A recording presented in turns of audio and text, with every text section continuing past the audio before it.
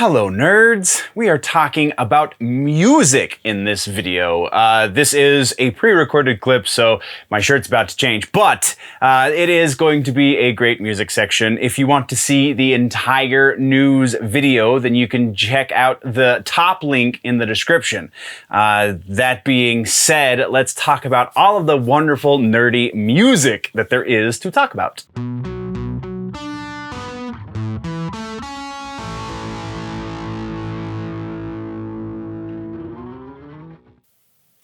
All right, so music section, we're doing things a little different, but also a little bit in an older way, and you'll see what I mean in just a moment. So first off, we have a follow-up on the Blink-182 situation with Mark Hoppus and his cancer.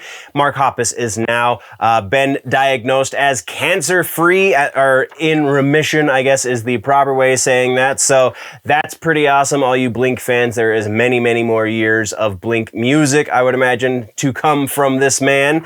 Those of you like me waiting for the new Peter McKinnon documentary will probably see Mark Hoppus in that documentary, even though it's an Angels and Airwaves documentary. Still, Hoppus and Tom DeLonge and all of those guys are pretty close, so I would imagine Pete got to interview all of them. But yeah, so that is where we are on follow-ups. Now comes the new old part. So at one point in the history of the show, I was doing little micro reviews for the new music section of the music section. That kind of went the wayside because of reasons, and there's a lot of factors that go into that. But now that we're kind of playing with the structure of the show once more, I want to see if we can get back into that because I feel like it's a lot of fun, and it kind of, with the short content being what it is these days, it makes for great short content, and also it makes for a good stopgap between batches of reaction videos. So I am not going to be holding off necessarily for reaction videos anymore unless, you know, I'm introduced to something huge or whatever.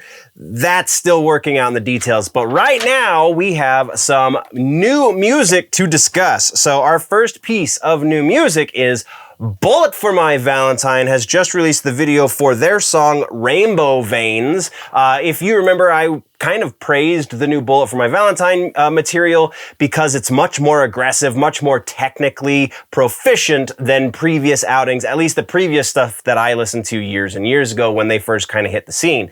So this new song honestly is not quite to the same level as the rest of the new material I've heard from this new record, but Rainbow Veins is definitely still a vast step up from their early stuff that I was not a huge fan of. So if you like Bullet For My Valentine, so far this whole record is definitely worth a listen. This new song, there's good flow to this new song. They definitely play with the dynamics of songwriting, ups and downs, and so on and so forth. A lot more mellow by comparison to the rest of the record, though still quite a bit more aggressive than a lot of the stuff you're hearing on traditional radio. So definitely worth a listen there. Now we have another new piece, and this one comes from Mastodon. This is off of their new record. The name of the song is Tear Drinker. Now this is kind of been the direction that Mastodon has been going for a while. There are definitely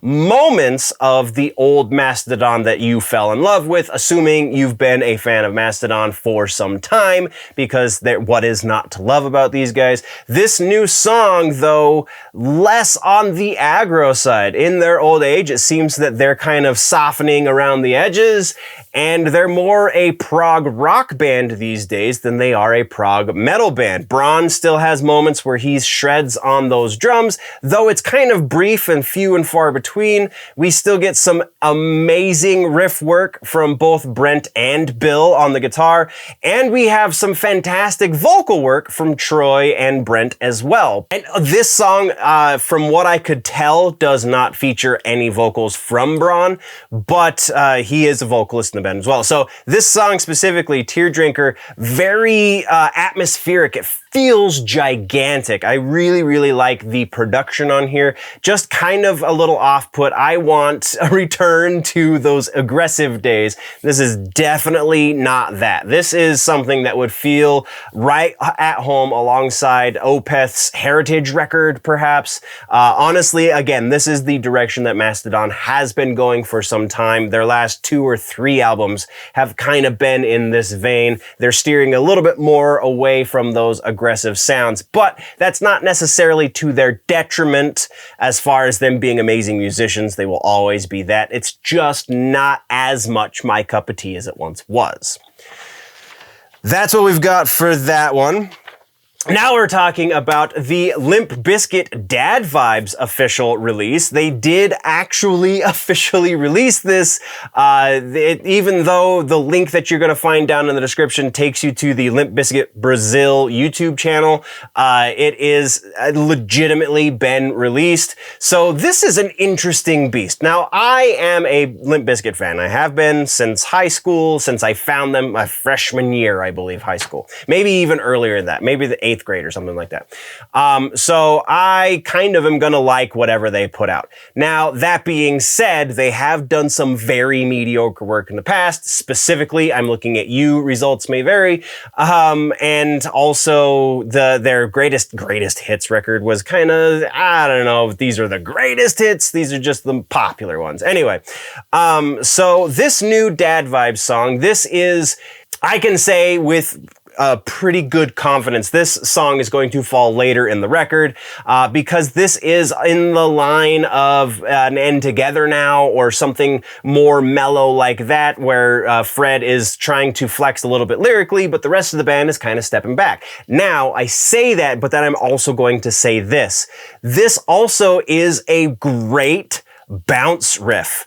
It is very subdued musically as far as the production goes, which again is to be expected considering this is a more lyrical song for Fred. It's not an introspective song, so don't get me wrong there, but it is definitely more lyrical. So if you like Fred's vocals, as far as the more hip-hop style of his vocals goes, then you're probably going to like this.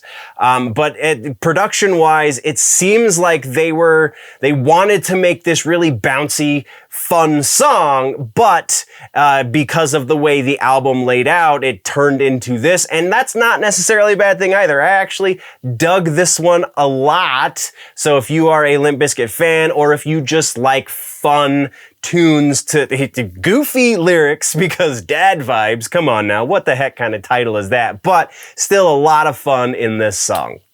And then our final piece of new music for this episode is The Devil Wears Prada. The name of the song is Sacrifice. So Devil Wears Prada is a band that I have a very up and down relationship with. Devil Wears Prada, years and years ago when they were still brand new, and the name was still kind of clever, maybe it wasn't ever, I don't know.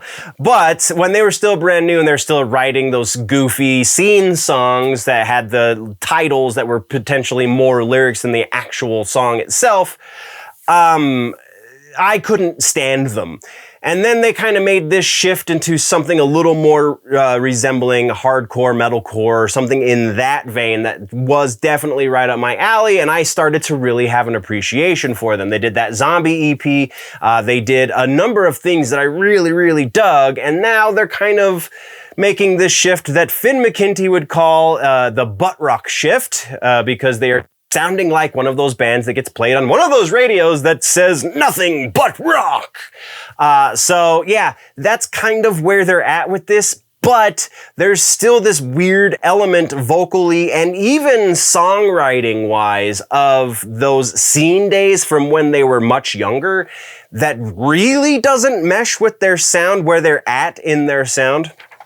This was unremarkable all over. The only part that really got me bobbing my head was the very, very end. They have this, it's kind of a C section or a D section even, that gets really groovy and is actually kind of heavy, whereas the rest of the song is more introspective, more trying to do things with layers that just don't really work as well as they should. And then you get to this groove at the end of the song that lasts all of 10, 15 seconds, and you go, oh, but that was the best part. What happened?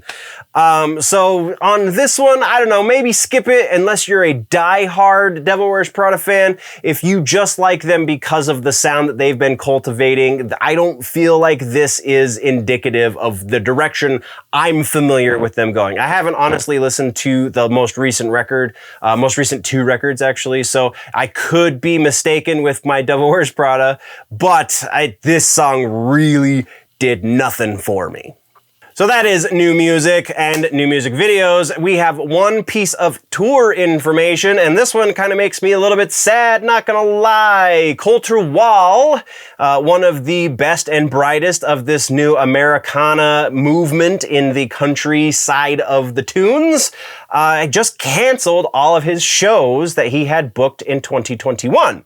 He posted something up on his Instagram saying, I appreciate the fact that you guys spent your hard-earned money to come out and see me. So when it came down to brass tacks and it was time to reschedule all of our 2021 tour dates, we decided instead to cancel them so that you guys can get your hard-earned money back and we can reschedule them again sometime later in 2022 without holding your money in this weird limbo in the meantime. So much appreciated for the sentiment, though I'm sure everyone who bought tickets would have rather to see you, Colter. But still, yeah, Colter Wall, if you are one who tends towards the Americana, the more bluesy country, however you want to put it, the granddad country, I think is what my mom called it, then you are in for a little bit of a sad surprise, but that's not to say that Colter's done touring with his life. He's going to go on tour again, and you can always buy tickets again in the future. So the coof strikes again, but that is all we have for the music section, nerds. And that is the nerdy music news. If you want to see the entire news episode, then check the top link down in the description, assuming you are watching on YouTube. If you're watching on a different platform, then go check out the YouTube, youtube.com/generallynerdy, or generallynerdy.net is where all of the things get posted for free, and patreon.com/generallynerdy is the place to go get behind the paywall and see all of those things. So go check out the full episode, go check out other stuff that's happening on the page. You can see the links right there to the side of my face. Otherwise, thank you very much, nerds. We're gonna go, but before we do, always remember that if it's generally nerdy, it's probably here.